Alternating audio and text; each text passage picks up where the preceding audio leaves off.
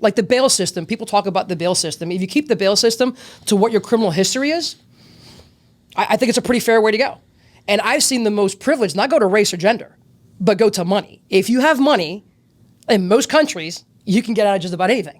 And it applies here. We've seen it. Oh, yeah. From celebrity charges. Oh, yeah, for sure. To a judge's son that gets arrested. Oh, sure. 100%. Remove race and gender, add $signs. Hey, guys, check out the 2023 Street Cop Conference, April 23rd through the 28th, Gaylord Convention Center.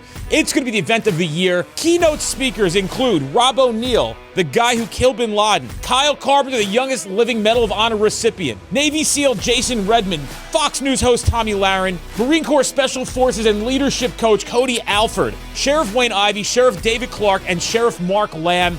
It's going to be one hell of an event. And on top of that, we have all of our instructors and additional instructors from other companies going to be at the event, giving you everything they know for you to have a successful career and get the results you want to get in the field as a police officer. On top of attending the event, you'll get face-to-face time with every instructor attending the event, and all the keynote speakers will spend time with you. We got special events all week, giveaways, nightlife. It's going to be really, really worth your time, energy, and effort. I promise you, you will not regret it for a second. To register for the conference, check out streetcop.com, click conference, and everything you need will be there on the homepage. If you are looking for a room, just click book a room. The block has been sold out at the Gaylord Opryland Convention Center, but there are many hotels nearby within a walking distance of the event. You don't want to miss out on this opportunity. We will see you there. 111, 110. You training to be a street cop? Welcome back, guy and girl. So they're here for the second time, and it's no surprise the first time was great. And none other than introduce yourself and tell us who you guys are, and we'll go from there. Ely Alfonso, current law enforcement lieutenant in Virginia, and I work with Coach Mike at Gracie Baja. Coach Mike Leonardi. With Gracie Baja, we got a couple schools here in Central Jersey. Also run a defensive tactics certification program for law enforcement officers. I think that's going to be expanding pretty soon too, to civilians, to weapons retention, to, we do women's self-defense, anti-bullying, anything related to Brazilian Jiu-Jitsu and self-defense is really our area of expertise, I'd say. And the other big thing is that, and I've just learned this, and I've been in health and wellness, rehabilitation, sports performance, just human health for 18 years. And the tie-in to all of that with the physical side, the mental side, and the social side of things in terms of making sure, because the context is always different, but it all ties into why I'm tied to jiu-jitsu so much, I think, is because it's always, to me, I found it to be the best vehicle for human development, period. And it checked off a lot of major boxes. To me, I always kind of categorize that as checked off the physical health, it checks off the mental health, and it checks off the social health stuff. And it has those components that work very well. So how do we take that, apply that, contextualize that for specific populations? And law enforcement's been the one that we've been focused a lot on, and Ely's certainly bringing all of her years of expertise on not just the physical aspect of it, but then case law and understand. And the more that we did, I think we talked about this on the last podcast, is how much there is into the training side of things of from a mental health perspective, from all these other aspects. So I'm fascinated by that stuff. I think it's super important. What does the Defense Tactics School for Law Enforcement look like? Like, I get you kind of explained a little bit, but where can people find it, essentially, before we even carry on? Yeah, so G as in girl, B as in boy, Princeton.com. On our website, we have a law enforcement, our defensive tactics page. You can go there to find out information about it, upcoming classes, which we're revamping now for 2023.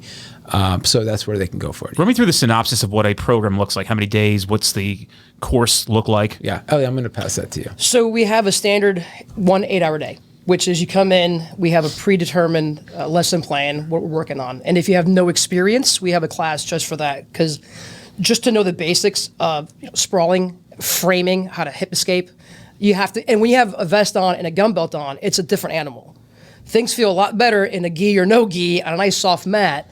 Because I don't know, but the hell of the vest was you lose like this, being able to compress or bend yourself sometimes. And now with the external vest, great for your hips, but it's a whole different ball game for maneuverability because now you have all these items that are smacking around, getting stuck. So we try to make sure that you know how to move like that. We have a 3-day, which is a little bit more intensive, right? It covers a little bit more weapon retention. And we have a 5-day, which is like a train the trainer, which is we prefer people to be already certified instructors. And they come in, we teach them our lesson plan, what we think is the best method to teach. And then we do scenario training. So that 5-day, you get a certification from us saying, Gracie Baja, for our defensive tactics law enforcement program, you're a certified instructor now. Give you 2 years of support, call, ask questions, and just pretty much get you set up to then take this back to your agency and within your own agency policy and guidelines, work it into your defensive tactics lesson plan and be able to apply it to your troops. How much further ahead do you think someone will be trained-wise? And I'll say from the 1-day, the 3-day, and the 5-day. I know obviously the 5 days for trying to put a plan together. But what do you think everybody should take, the 3-day at least? At minimum, you got to hit a couple 8-hour days. The 3 days ideal because you get to see stand-up game, ground control, weapon retention in a scenario or two. Because to me, you could do all the training in the world, but if I don't put a red man suit on or a blower suit on or some sort of suit on and then pressure test you, give you some sort of stressors, make you actually react and make cognitive decisions, then you're just going through the motions. We're just shadow boxing all day long. Yeah. So the 3-day for me, that's the hardest one to get people to commit to because it's 3 days off of work. Agencies don't want to approve that, or if some of these folks are paying for it themselves, it could be a big nut for them. But the 3-day is where it's at because you get to pull it all together.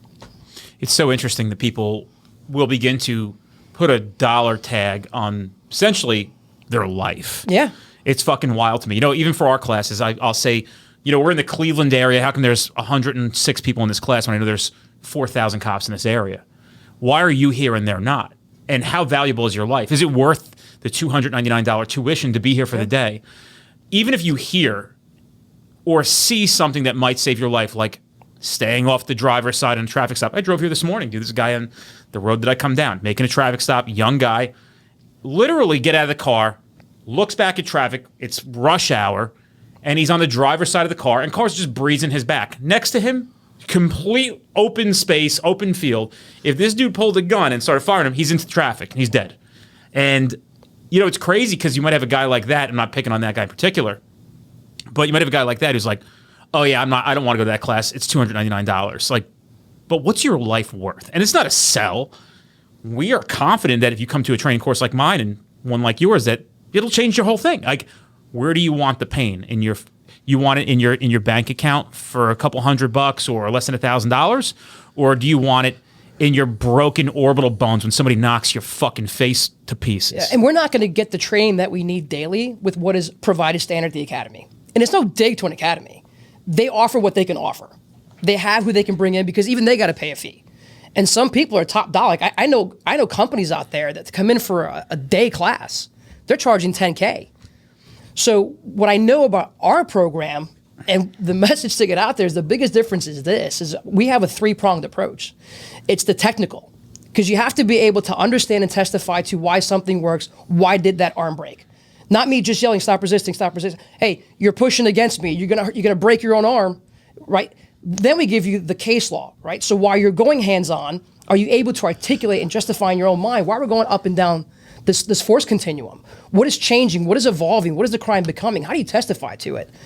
And the third one, the big one for me, is teaching you how to de-escalate and manage yourself. Because I learned in 24 years of doing this job. I remember my first use of force. It was a reality check.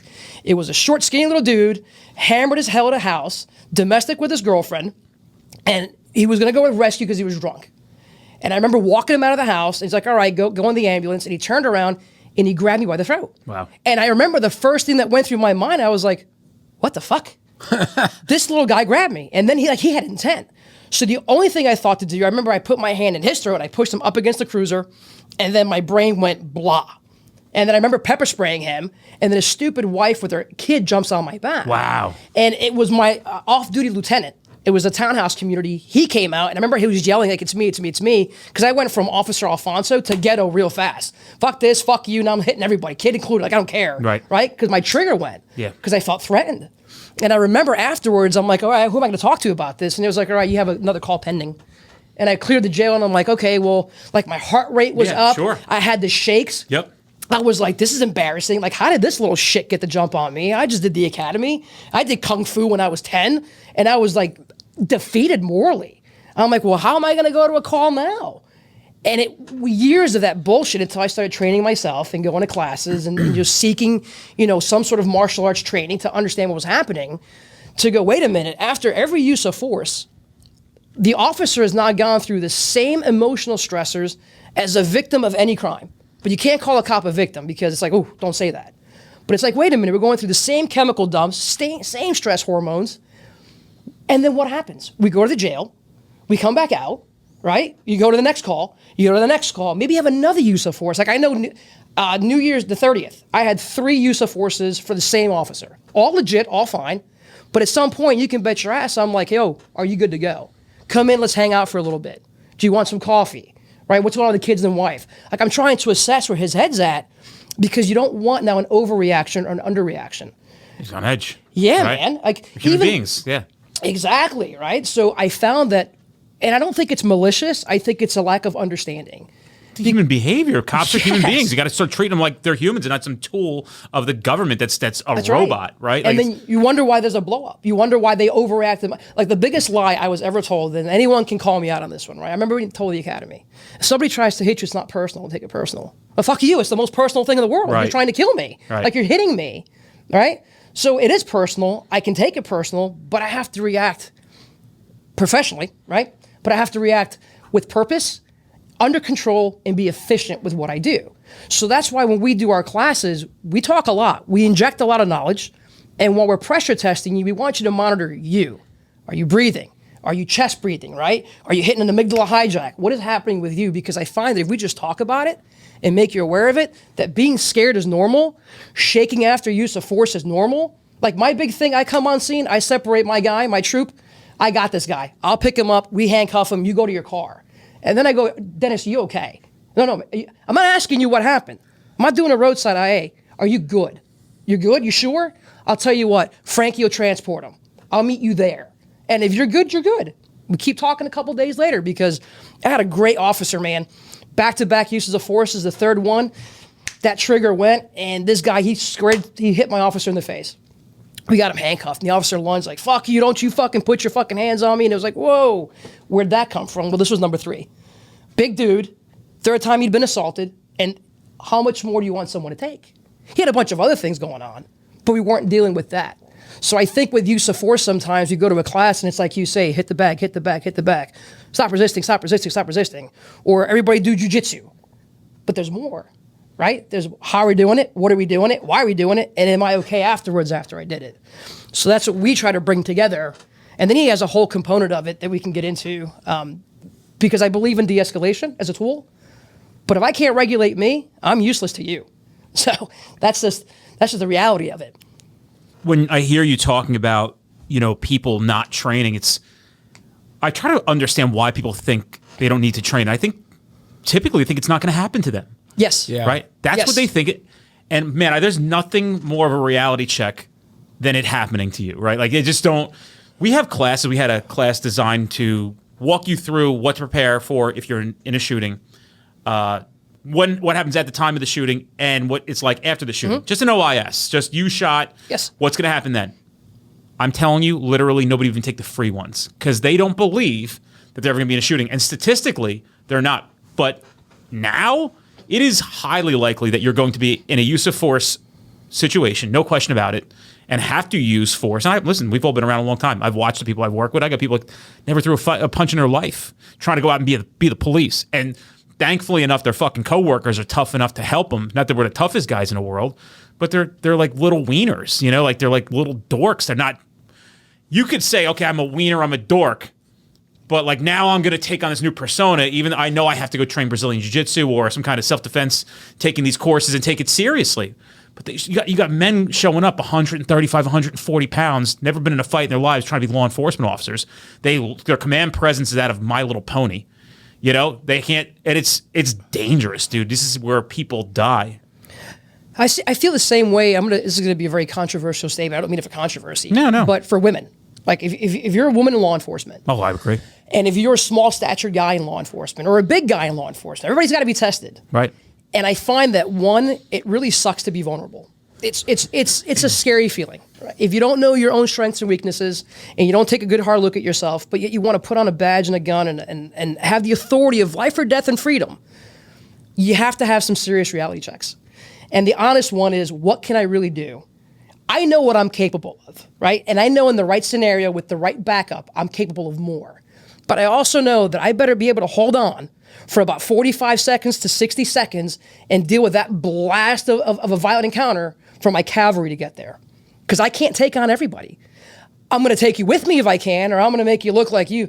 Bro, if you fucking come for my life, I'm taking a piece of you with me. That's my mentality. I'm going the fuck home, right?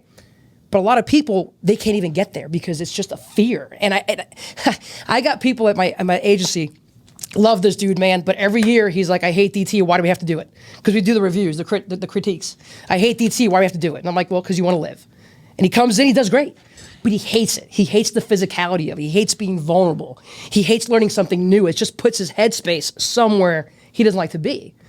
But then I'm going to send you to a call, and you're going to come across a bad person who does not care, because professional criminals don't give a shit about your feelings. Right? This is what I try to tell new officers. I get your intention. I understand you want to do good, but you're going to come across people that just don't fucking care. So you have to have the fortitude to deal with that and do your job. And if they come at you with fire, be able to control them and take them into custody. Pretty story. Like, I don't know what happens to people that they think that their perception is going to overrule someone else's intent. You know what I mean? Like, well, no, I'm a pacifist. I don't believe in violence. Right. I want to only do good in law enforcement, which is great. But then you come across a hardened criminal with a 44-page rap sheet who would kill his own mother, slaps you in the mouth, and you're appalled now. Like, how did this happen?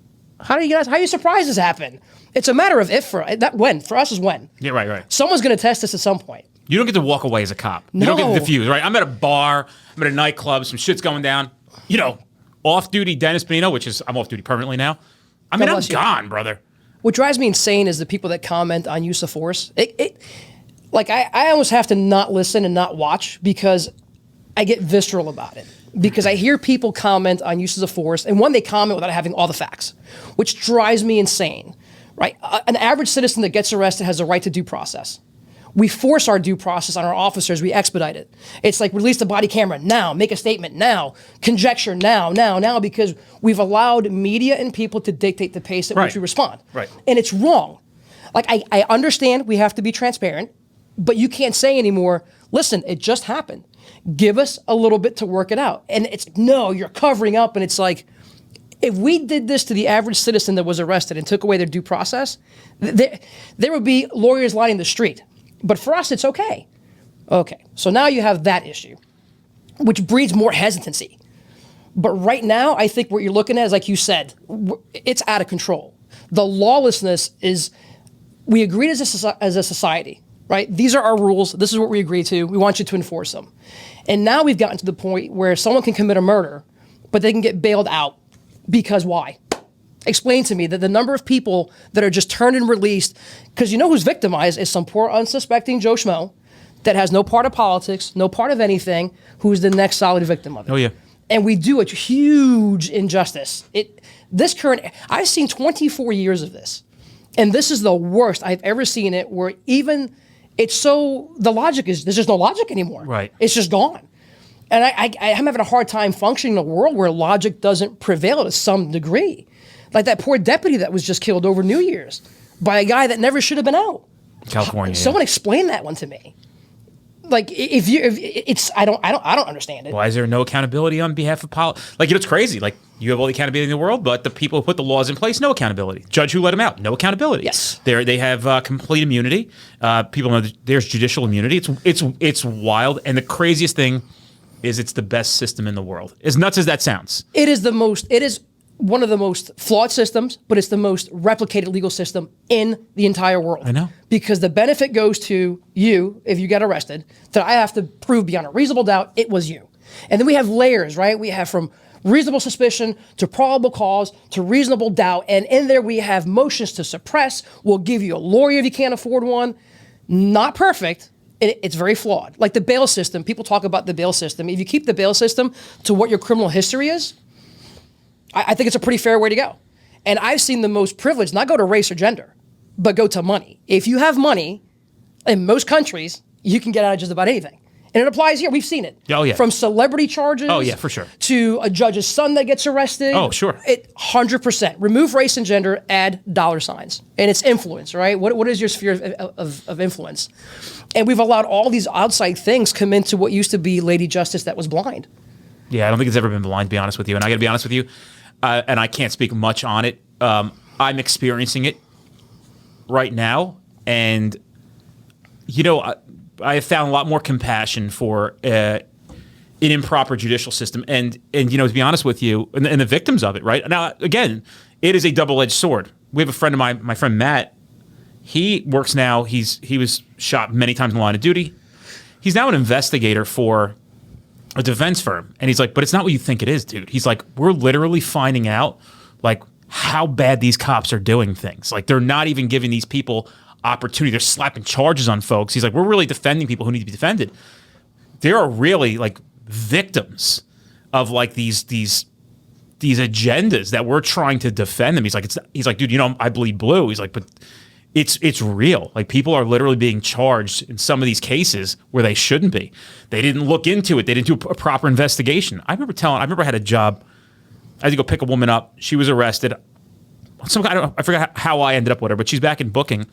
And I'm reading the report from one of the juvenile detectives, and I said to her, when you get out, because I'm looking through all the reports, and I know this guy did a shit job. I mean, I was actually offended by it because this woman shouldn't have been here. And if she was supposed to be here, he should have done way better the job when I'm reading. I go, hey, listen, make sure you get yourself a good attorney. Because it's not like I'm trying to emphasize. I actually felt like her rights were violated. You know, I couldn't do anything about it at that point. I'm not a judge, but I said, make sure you get yourself a good attorney to look at this, because it was a bullshit job. It wasn't like it was a serious offense. It was like a bullshit job. And I thought our guy should be doing a lot more than this bullshit job. This woman who was a mother of kids. And I'm like, this is what we're in the fucking 6th biggest police department in the state of New Jersey. And this is the kind of bullshit we're investigating. And writing this, you're assigned a detective to this. This is where your detective went. We got fucking rapes through you got everything going on here. You know, especially when I say juvenile detective, we got all this stuff we could be doing. And this is what we're doing. We spent a week of detective, on. It's wild to me. It's a flawed system, and I'm trying to do the best that I can to unflaw it. I don't agree with a lot of the stuff. I agree with some of the stuff, and I'm not. This is not an opinion-based thing. This is just, it's the truth. We've all seen it. And I was never. I'm not an anti-IA person. Like some people have hard grudges against IA. If you're doing your job and you're doing it to the best of your ability and you're following policy, protocols, laws, and you're a decent human being, you'll be fine. I don't care. IA me all day long. Maybe. For some places. Yeah, because, dude, they use IA as a weapon in other places. They get rid of guys and girls. Dude, I'm telling you, bro, like, I know a girl here right now. They did her so fucking dirty because she reached out to me, and she's like, I'm just leaving the whole profession. I went, I can't believe how dirty they did you. We just had a woman on the podcast last week. She's a defense attorney. For like, you know, what's it called? The list that you go on when you... Oh, Brady list. Brady list, Brady Giglio, right? Yep. And she's like, it's sad to watch them weaponize the Brady list to get rid of people. Yeah. Right? And dude, like you say, I had a guy write to me today. You wouldn't believe. Like, he's employing proper tactics, and his sergeant told him he's going to cycle him back through field training again because he says the tactics are improper because nobody does them here. Because he's making passenger side approaches on traffic stops. See, that's ridiculous. That's absolutely ridiculous. That's my to point. Me. That's like, ridiculous. We can sit here and say that because you work at a better agency. Maybe that's the case. But like, the reality is we've got to be compassionate to like the stories that I hear. Like, hey man, I did nothing wrong, but they don't like me here because I made 3 extra traffic stops last night, and now they're IAing me for like not wearing the right color socks. See, that's insane to me. Dude, they do it. These fuckers do this shit to these people. I believe it because I hear horror stories, and I am lucky. we have flaws like anybody does. Yeah. But then when I go out and I hear other things from other people, I'm like, man, I'm in a 25-year marriage where we have arguments and we have disagreements, but it's a great fucking marriage. Right. Like, I'm not going to complain about that, but I always forget that there's a world outside of my own little bubble where there's shit leadership, shit agencies. Listen, we have leaders that I'm not a fan of either. And I actually don't want to use the word leader. Zach Miller worked at an agency. He's retiring this month. He's our case law guy. He's known in Virginia. Yes. Their chief that they put in place for the wrong reasons was so bad. He's fired now. He got the boot. He was so bad. They hired a leadership coach to walk around with him. Every day, this guy had somebody meet him and walk around with him to help him make decisions. I guess that was the county's last-ditch effort to try to make sure they can insulate themselves from a lawsuit, which is no doubt pending because that's what this guy's going to do. I'm sure of it. They lost I forgot how many people, and I don't want to say a wrong number, but they lost 8 cops a month in a 200-man agency. I believe it. Eight a month. And they finally plugged the leak in the hull after losing 48 cops in a year. They don't even know they're taking everybody out of regular divisions, specialized divisions, put them right back into patrol. They got nobody. And it's just this irresponsibility of why did you let this man come in the first place? This is what you get. And I tell these guys and girls, if you're working for an agency like this, you might hear the other people that work there, stick it out, it's not that bad. If they are coming for your neck, go. You get the fuck out, because if you get fired and you want to be a cop, it's over. Hey guys, if you're enjoying the Street Cop podcast, do us a favor and give us a review on iTunes or Spotify, wherever you're listening to us. Tell a friend. We don't charge anything for the episodes. We appreciate your support. Check us out on any social platform by putting into the search bar Street Cop Training. Give us a follow. We have a lot of free content coming out every single day that you might not catch here on the podcast, and it's important for you to be able to do your job more professionally, and we also entertain you as well. One of the things that blew my mind when I did the instructor certification program for Gracie Baja, their ICP. Yeah. They're more structured and more organized on goals and objectives and examples of leadership I've ever seen in my career in any police agency. Hands down. They're more organized, more structured with their expectations, with their lesson plans, and it's over almost 1,000 schools. Yeah. And this is their minimum standard. We don't have that for law enforcement. And it's such a frustrating thing because we could be so much better, so much more professional. And listen, everything from incentivizing being an FTO. I don't like that. You shouldn't have to get, an FTO should be a volunteer position. You get selected, you get asked because you want to do it, not to be an SPO or a master police officer. You must train, because that's a money incentive. To be a leader, I'm a horrible administrator. I'm god awful when it comes to spreadsheets, scanning, typing. I did my first PowerPoint for Heather because I'm going to be a guest instructor for her for the New Jersey Women in Law Enforcement Conference. Yeah, I'll be there in March. You're rolling through? Yep, I'll be there. What day is it in March? March 1st and 2nd. I got to write that on my calendar. Yeah. So it's an iPlay. It's right by my house. Yeah. She hit me up and asked me to come teach 2 classes on use of force management. We should roll through together. Let's go. I'll go with you. All right. I'll be happy to. All right. You want to take the Mercedes? You know what? You just threw me off because you asked me on a date by a dude, first time ever, so I wasn't sure how to answer. I got a little flustered. Yeah, listen. I was like, whoa. Let's be honest. Not a bad-looking fella. You know what? You'd actually make a great butch. Yeah. I'm eyeballing you because of that, because the hair and everything. So you completely threw me off. What were we talking about? Me and you dating. That's right. Yeah, me and you dating. That's right. Yeah, the structure. The structure, correct. So I'm horrible at administrative stuff. So I did my first PowerPoint. But I pride myself on being there for my officers. I'm not better than. I have a different responsibility, right? My sergeant's personal life is more important to me than mine. When do you want off? I try to lead by example. And I lead based on what the worst people I ever worked for is my greatest motivation, right? Selfish fucks that never gave a shit. I know. And then my favorite was, hey, Sarge, what do I do about this? I'm not sure. And the response was, well, what do you think we should do? Dick, I'm asking you, I'm lost. Can you give me some guidance? Not, you're lost, so you're putting it back on me, right? So I find that in leadership, we don't have the right motivation to be there. It's a lot of responsibility, a lot of vicarious liability. What's the incentive to do it? And then you lose more power. The closer you get to the man Oz, the less power you have. That's a guaranteed. So captains aren't that much more powerful because there's always a number one. So it's where do we start? How do we even begin to turn this ship around? Well, agency-wise. The only thing you can do, honestly, and I've really looked into this, you might get 10%, 15% of the existing leadership to hear us. And they go, well, okay, I just need somebody to tell me. Right? I didn't know I was doing this. It's happened to me a lot. Yep. But we are planting the seeds now for the future. So what you guys are going to come to the conference. Well, at least you're going to come to the conference. I don't know if you're going to come, Mike, but when you come, you'll see what separates our conference from everybody else's. It's this, nobody's sent there, dude. Everybody asks to go. Nobody's told you're going to the Street Cop conference. They're like, yo, I need to go, or they're going on their own. Because you get into a room with 1,500 to 2,000 cops that are just like us. And then you start hearing about what their intentions are for their future. And these are the little, that's the once a year that I get to look at the crops. And I go, looks like things are coming along just nicely. Yep.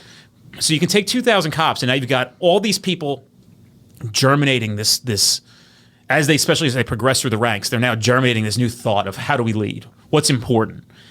Because you can't convince the unconvincible. No. Right? It's like when people say, they'll write in the group and want to post it. Hey, any ideas on how to pitch a canine to my administration? They don't seem to be too hot on the idea. Yeah, here's a news flash. Save your breath. They don't want a fucking dog. And if you hear this, like, oh, we'll try it again next time. Come back to us in 6 months and we'll consider it. They don't want a dog, right? Everybody wants to pitch a dog. There's always that guy or girl wants to pitch a dog. If you actually understood the importance of a canine at a police agency and why everyone should have them, because it cuts down on use of force tremendously. People are like, oh, we don't want a dog biting somebody. Do you guys realize how much use of force you're cutting down on when a dog's barking on somebody? Just the bark alone. Yeah. And these guys are like, or how much money they make if your dog's a drug dog and it sniffs and they hit money. You get 20% of that, right? So you're paying for the dog expenses, but they don't because they don't understand. Nobody said to these guys. What you do is you get one chief saying, don't get a dog. They're a pain in the ass. They cost money. This dog's at the vet all the time. You had to outfoot the car. This guy's got to go to trade. Guys, we're not even looking at the other side of things, what's important. So, I'm just back to us going on a date. I forgot what I was saying. No, I wanted to jump in on Yeah, something. go, Mike. Yeah, you haven't. Yeah, sorry. no, it's okay. No, because we talked about this early on. I heard you talking about why people don't want to do defensive tactics, or there's a certain population, or even some of the, like you say, some of the free classes they don't even go to. And I in my brain, because I've been thinking about, I'm a health coach as well, certified health coach. I've been doing this for a long time. And I look at it as individuals that are living a shitty lifestyle, right? That like, hey, look, like you can extend your life by just walking a little bit more, eating a little bit better. And you can't convince them until they have that pain point that pops up, right? They have a heart attack or whatever. And then now they're motivated. And going back to like you said, you talk about this all the time in terms of how do you change this culture of, I think, of identifying and seeing, because there's a lot of them. Law enforcement officers are humans. There are some humans that are intrinsically motivated to develop and grow and want to be the best at what they do. Some of them, maybe the old crew is more like, this is the way that it's been.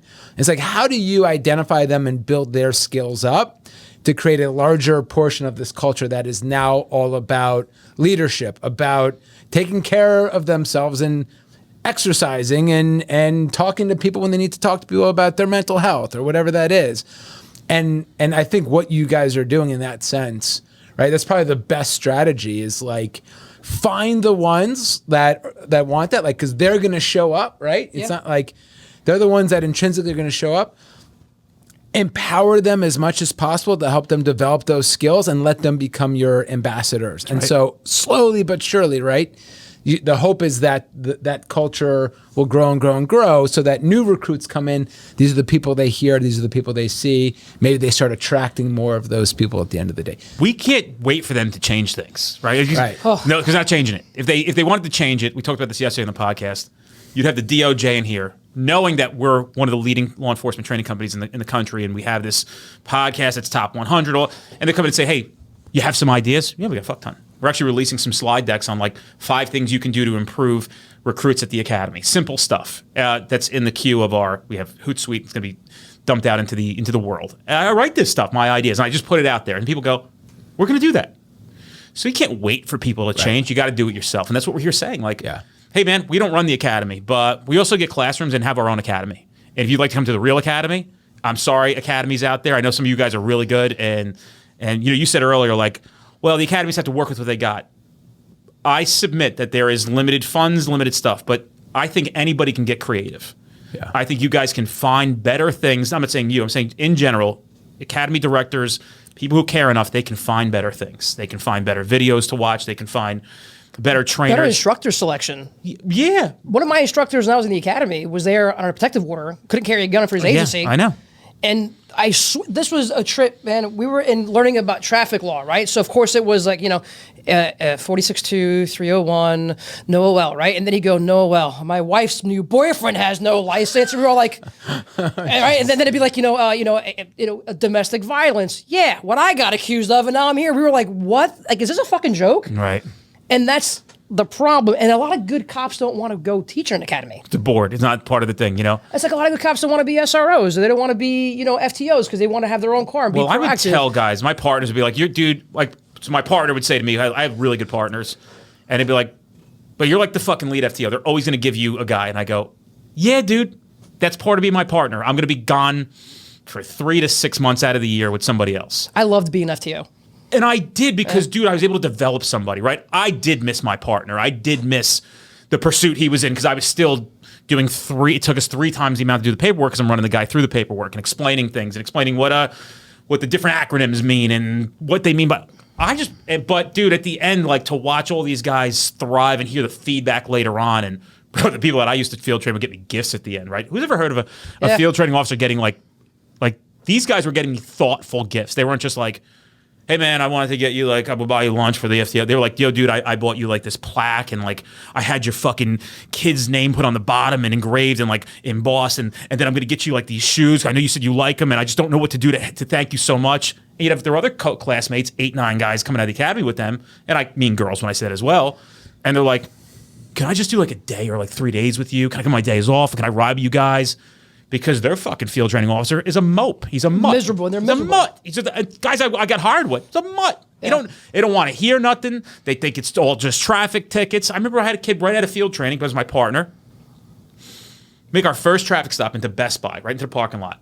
He's driving. I was the front seat passenger because we were two-man units. And I get in a car. He gets out, slams the fucking door, walks up on the driver's side, like the worst taxi I've ever seen in my life. And I'm like, but this is a new guy. And I'm like, what the fuck is this? So he comes back and I go, what the fuck was that? I'm real senior, right? I'm on the sergeant's list. I'm real senior. And he's like, he was right. I was wrong. He's like, I'll never forget. He said this to me. And I'm still friends with the guy today. And I thanked him for doing this to me because it taught me a lesson. He's like, what the fuck are you yelling at me for, bro? You know who the fuck I field train with. Yeah. He's like, you know what the fuck I got? He's like, I don't fucking know what I'm doing. He's like, 12 weeks I sat in a car with that fucking guy. He's like, he didn't teach me anything. So I'm trying to make a traffic stop. I'm like, you're right.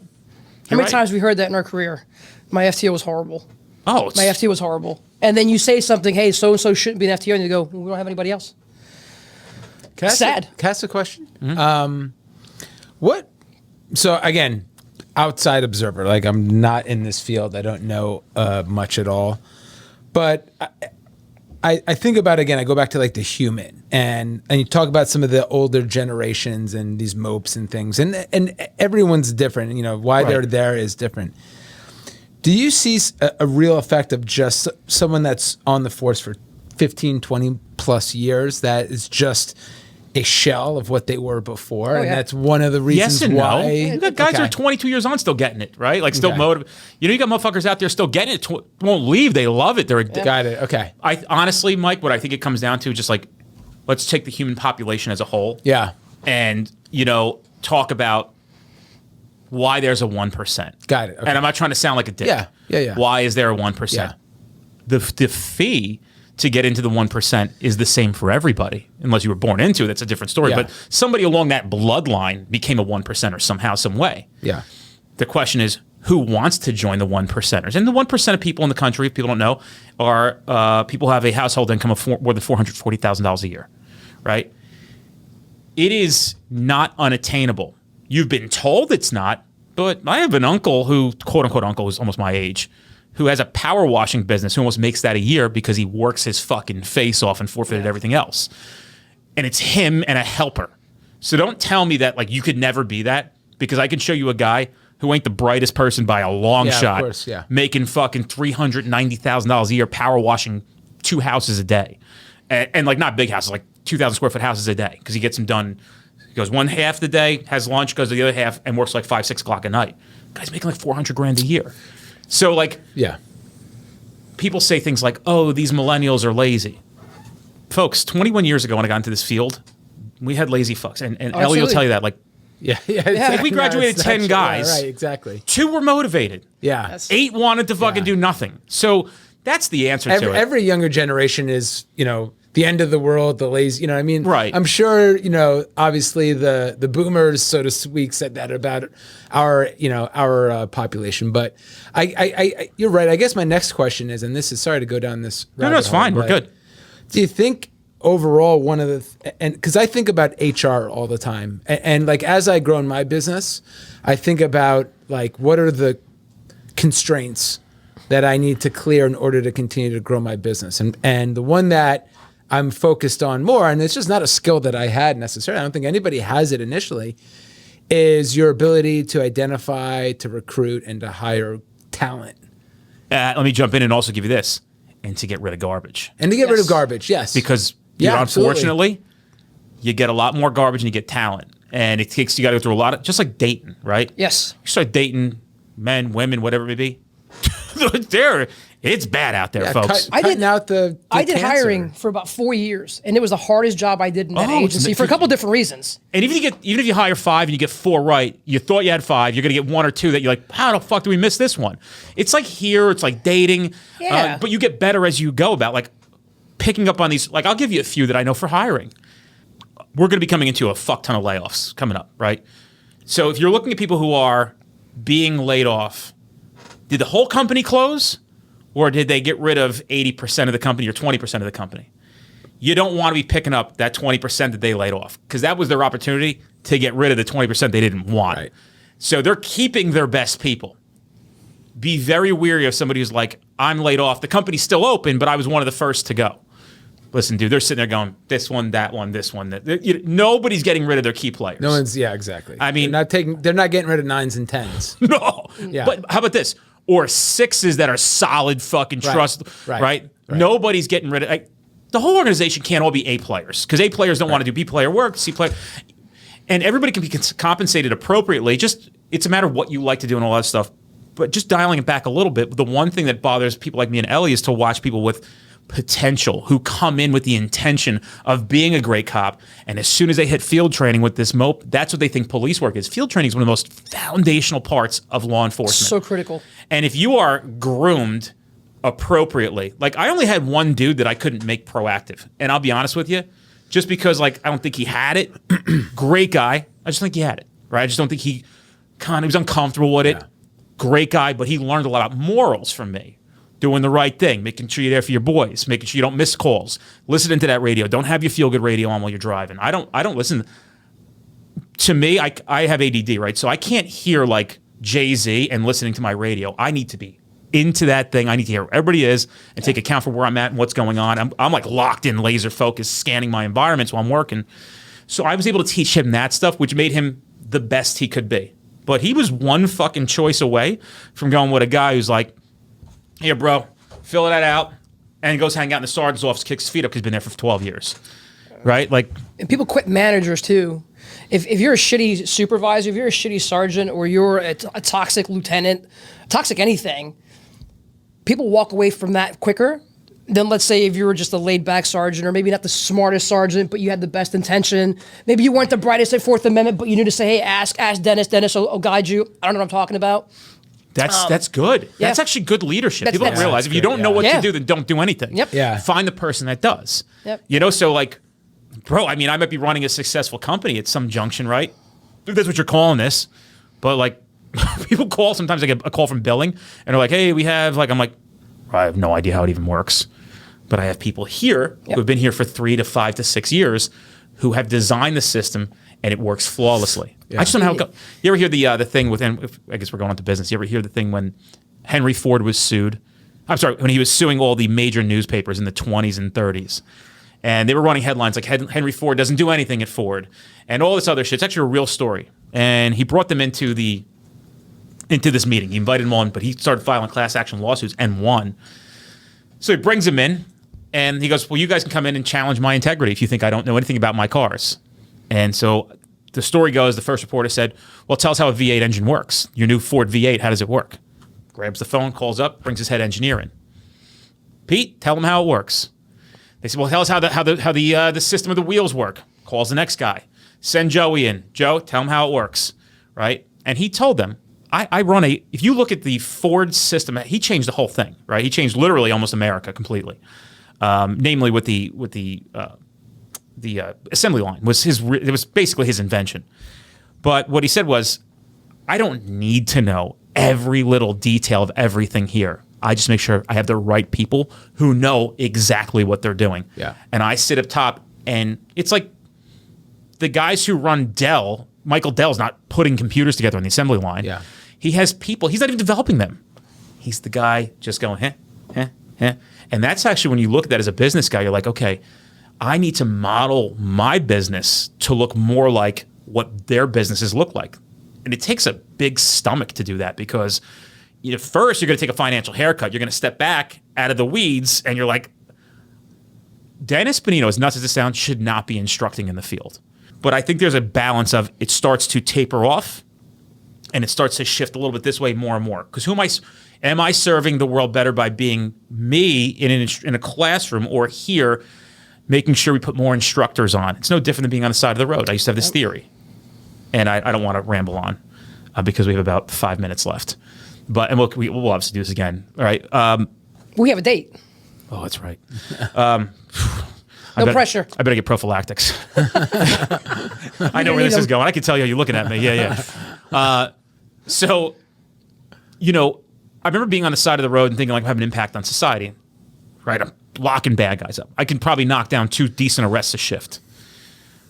Then I'm like, all right, now I'm teaching cops. Right? So I'm teaching 20, 30 guys at a class when I first started. Now they're going out. Then we're on like social media. I'm like, man, we're teaching thousands of cops. Now we're teaching hundreds of thousands of cops. Now we got 45 instructors in the field teaching in person 30, 40,000 cops a year. So the question is as a business owner, this is the hardest thing about it. Is what I'm doing today the best thing for this business? Is what my plans are for the future the best thing for this business? I was telling Frankie this morning. Sometimes you get in the weeds because you're a practitioner in the field and you're like, fuck, I forgot where we were going. The idea is to sit on top of the mountain and see your road over there and figure out how do you get up here. Yeah. We're going to go that way. We're going to go this way. We're going to go that way. Right? All I should be engineering is how do I double my numbers from last year and do them without jeopardizing any of the morals or the quality of the product here. Maybe it's not possible, but that's how I think. It's not like, can we repeat numbers from last year? That's not the game here. Right? How do I go from this? When Dennis Benigno says confidently 5 years ago at a table in Atlantic City to Jesse Hartnett, who was shot in the line of duty from Philadelphia, Brad Gilmore, and there was 4 people at this whole fucking company. When I sit there and audaciously said to them, you could ask these guys that, folks, this will be the biggest law enforcement training company in the country, I promise you that. And Brad said, I believe you. I know you long enough now, I believe you. So here we are 5 years later, and I probably are. Maybe I'm wrong, but I think we probably are. If we're not, we're going to blow the doors off of everybody else, which is fine. Like, that's an audacious statement to make. But I had to think about when I said that, what did that mean? What kind of action did I have to take? How could I get us to here in 5 years? How did I get this podcast to a top 100 podcast in less than 2 years? What did it take? That's how I think about it. So people say, like, we had somebody here yesterday who wanted to do a podcast, and one of our instructors, great guy, didn't have time. So the stuff that took priority. And he's supposed to be on later. I'm going to have to push it off. But I could see from the outside in, like, well, this guy's just doing podcasts every day. But think about what the podcast is about. We are unobscuring the brand of the business every single day. So the more people know about it, in turn, more people are aware that, wow, they have all this training available. We didn't know. This is great. I'm not selling a shit product. You just don't know about it. And when you find out about it, it's going to be fucking phenomenal. Yeah. So that's just my... Yeah, and I, as a entrepreneur as well, I agree. Like, that's the hardest transition, is to go from working in your business to on your business. And you take haircuts, you do this, and then your skill set changes. Yes. Well, right? Dude, it's a whole new game. Yeah, it's a totally you have your different skill set there. That's great. Yeah. But that's no good for the next game. They say it's a big difference between somebody who can go from a $5 million company to a $100 million company. It's a completely different human being. Totally, yeah. And I'm trying to understand now is, like, we know who I am to start. I've qualified at a $5 million company. We know that for sure. I'm not giving numbers out, but I promise you I've qualified at a $5 million gross revenue company. And I'm saying to myself now, are you a $100 million a year guy, right? And that means with good intention. That means that should come when we're giving so much fucking value that people are just like, listen, there's no ifs, ands, or buts of where I want to put my money. You guys have what I want and need. There has to be an exchange because you guys are putting the work in. Doesn't mean Den's getting his teeth platinumed with diamonds and it says Dennis across the front. It means as we procure revenue, I'm putting it all back in, dude. Right? Yeah. We're going to hire 3 people, right? Today, the ads are going out. And that's the balance of I'm looking at what do we need to do here? We need 3 more bodies. And to tie it back to law enforcement, that's the question that I ask is if you look at law enforcement agencies, whether as a whole, and that's harder because they're all separate, independent and stuff, but there's patterns there, right? It's who is there and looking at it and understanding what are the constraints, what are the skills that we need as an organization, or it's the chief or whoever it is saying, what do we need to do here to improve our training, the efficacy of our all these things. And I think that's something at the end of the day that is, and I don't know how much they talk about it. Obviously, this is more leadership training, things of that nature. But overall, as a culture, that I think it's encouraging to see that's probably starting to get in. Those conversations are happening a hell of a lot more, right? There has to be 2 things, and probably more than 2, but 2 come to my head right now. Is one, people who care. Yeah. Right. Because there's no accountability. You just get paid no matter what. Right. And then you can't go and report that this person who's in charge is not doing their job because you're telling the guy who can get rid of him, but he's the guy who put him there because it's his fucking friend or it's whatever it may be. So there is no recourse to it. So you've got to 1, care, but 2, let's think about it.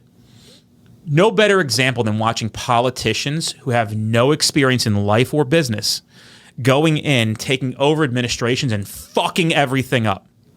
Yet and this is not a political conversation of Donald Trump versus Joe Biden. I'm not going there with this. I'm saying it's clear as day, though.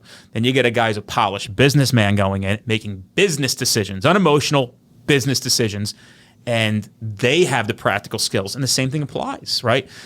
When you are telling, most people, Mike, and you know this, have no business owning a business. People say, they open, they close. Yeah, they had no business opening this business. Really, and it's a fucking fucked up thing to say. 99% of people have no business owning a business. I agree with you 1,000%. Yeah, they just don't have a bit. Go get a job for 143. You want to have money. You go get a job at 212. You're probably really good at that. Just because you have a business doesn't mean you're going to be a millionaire, right? Some people have businesses that make $75,000 a year. They're happy with it because they own a business. There's no boss. But that person's never going to be a $400, $500, $700, $2, $8 million a year revenue generator. Yeah. They just don't have it. And it is a lot of things. So we know that only 1% of the population probably has the skill set to run a business. How could we possibly even begin to believe that 1% are our top leaders in law enforcement? It's impossible. Yeah. So you've got people who probably are good middle managers running the agency, not knowing what they're doing, not having deep thought of how do we make this better, sitting down and saying, how do I be selfless about this?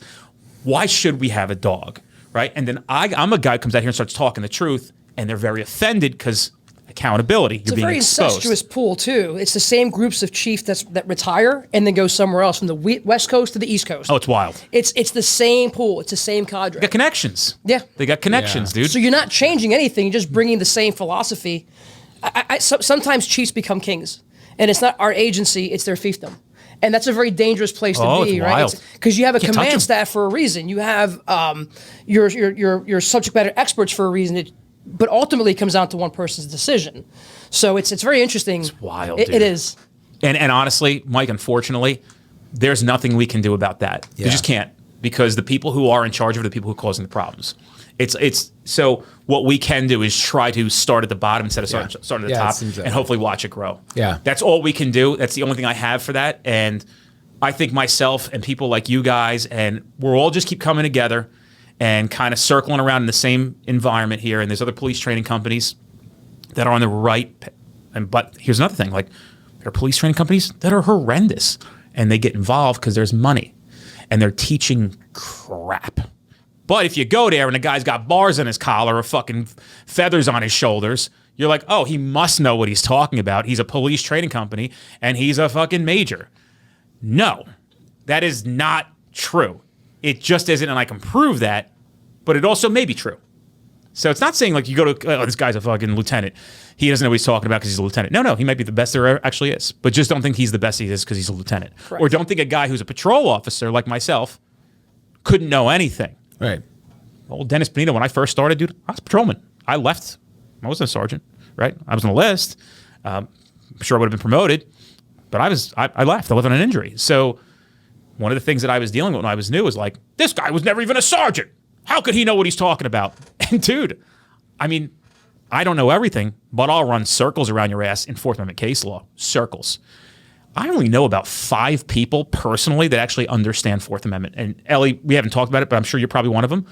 I know legal professionals who still don't understand it, who are legal professionals running professional training companies who do not understand and comprehend how the Fourth Amendment works and how case law is applied because they don't understand what they're saying. Zach Miller is one of the only few that if I need clarification, and sometimes I get lucky and he's like, I didn't think of it that way. That's actually right. I think you're exactly right on that. I would agree with you. And I'm like, oh, shit. How many prosecutors do you think could apply Fourth Amendment to use of force? Or no, case law on use of force? 3 in the country.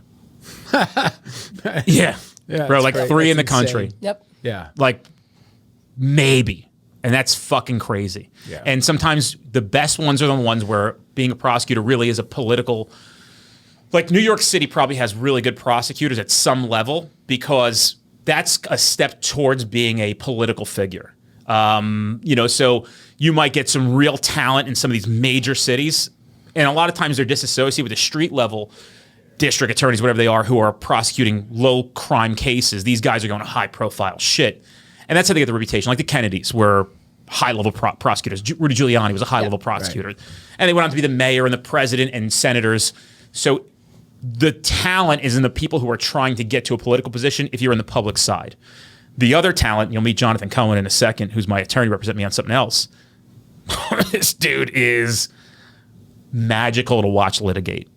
And he's not a prosecutor. And he sends shivers down the spines of prosecutors. And he's just a calm guy. He's not a psycho or anything like that. It's good. It's who we'd need. Yeah. Yeah. And there is no adversary for him. He's probably top in the state of New Jersey as a litigator, and he doesn't even litigate Fourth Amendment.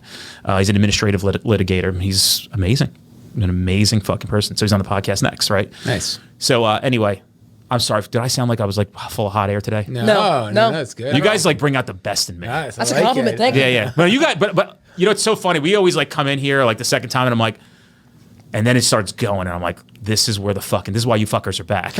See? Because the Thank you. magic. Like, dude, the stuff that you guys come up with, like, there's some real magic in this room. I appreciate that. Thank you. I think we bring the best out of each other. I think it's the right vehicle. I think it's like-minded with the absolute good intentions that want to give back. And as you sit here, I think to myself, our honeymoon's going to be spectacular. And you can pick where you want to go. You have no idea. This is a whole new relationship right here. You might have to forego some of the things you might own now because old Den ain't going to want that. But, We'll work something out. All right. We'll Forget it. work I'll Anyway, I appreciate you guys being here. We do have to close this one out. Thank you for having us. Thanks for having us.